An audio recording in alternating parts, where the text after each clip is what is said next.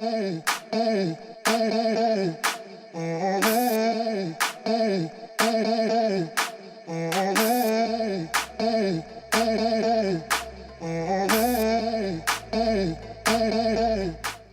is up?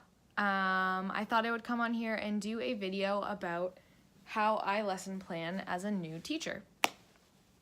So by no means is this a way that everyone lesson plans or how someone should lesson plan, because I'm going to start by saying that I have taught one full lesson, and the lesson was only 45 minutes.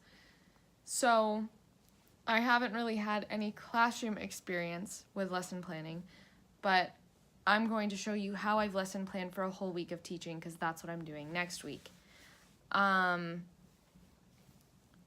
As time goes on, it will get easier, but this is kind of a video for new teachers to see maybe how much time it takes to lesson plan the first time you're doing it, because I thought it was going to be a lot easier than what it turned out to be, because coming up with engaging activities, finding the right content that you want to teach, trying to figure out how much time each activity is going to take based on the class you're teaching, and the students you have in your classroom, it totally varies, and it's very difficult to predict.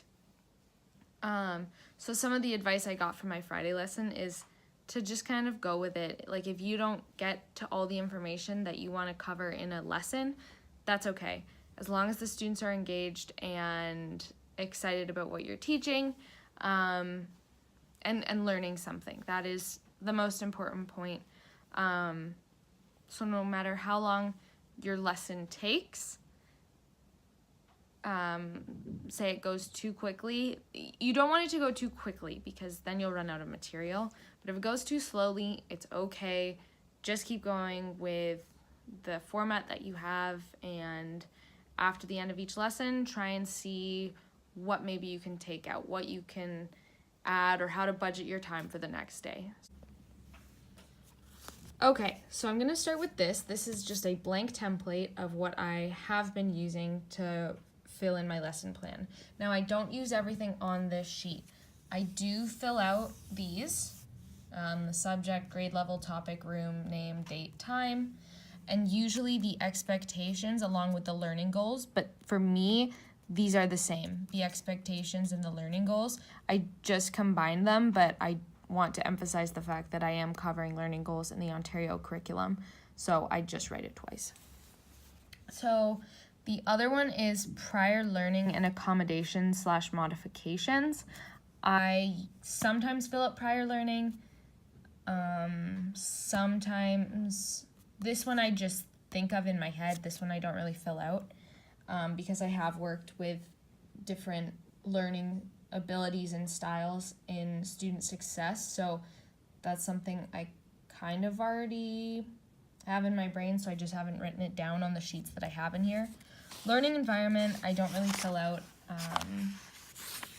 Required resources, this will depend. Most of the time it's a worksheet, so I just leave it as worksheet. If it's something other than a worksheet, I'll fill it out. And then I'll usually fill out overview, introduction, subject, content, and teaching strategies, and then kind of like a final wrap-up idea. And then in terms of this last part, the assessment, I pre-plan that in my weekly plan, so I didn't fill that out. So now we will get into some of the lesson plans I've actually filled out. Now this one was my 45-minute lesson, and I filled this out very last minute just so I had it on paper, so it's not very filled out. But as you can see, that's the information. This is the learning goal in the Ontario curriculum. And prior learning, they just have to know about social media. Then as you can see, I just have the Snapchat Think Aloud, because that was all we were doing. I already had the resource. I created it in my Language Across the Curriculum class. So this one was the first lesson plan I created. So as you can see, it's a lot more filled out, but I have what the Ontario curriculum expectation is, Down here, this is exactly what it is. Demonstrate the ability to analyze situations involving conflict within oneself or conflict with others and apply appropriate conflict resolution strategies. Objectives, engagement, participation. This is kind of throughout the whole unit, is this engagement and participation. Prior knowledge, a bit about mental health, bullying. So here's the overview. The actual I guess lesson topic is sexual harassment and abuse. So we're gonna do a Mentimeter. Like, these are just some ideas I had, so I wrote them down in the overview. These were the questions I wanted to put in the Mentimeter. The main bulk of what I wanted to teach, and then an idea for exiting. And then the next one is healthy relationships.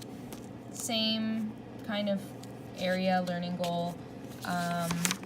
And then once again, I filled out what I wanted to do for an introduction, what the body of the lesson was, and then an ending.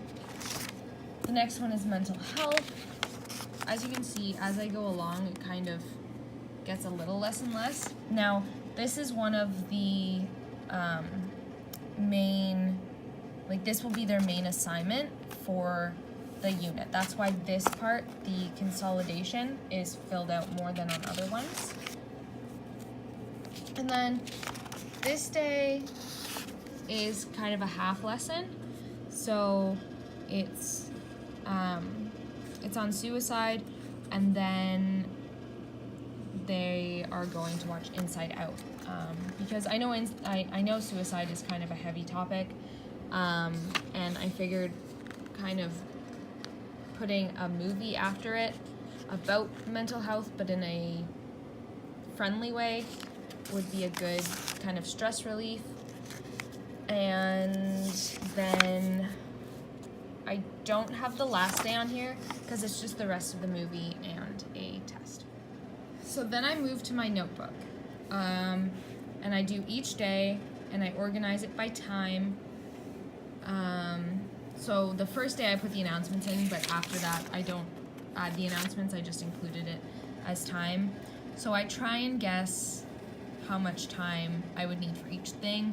I underestimated time so that if we go over, I don't mind, and hopefully we won't go under.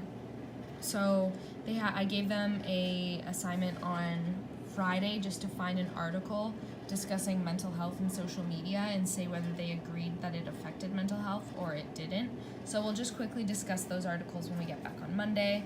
Then I'm going to do the Mentimeter, a worksheet, a lyrics assignment where they look at song lyrics that may be suggestive of sexual harassment. Then this is a little article I found, just talking about someone, or it's like a first-person account of someone who was sexually abused and what they were thinking in their mind as they tried to recover.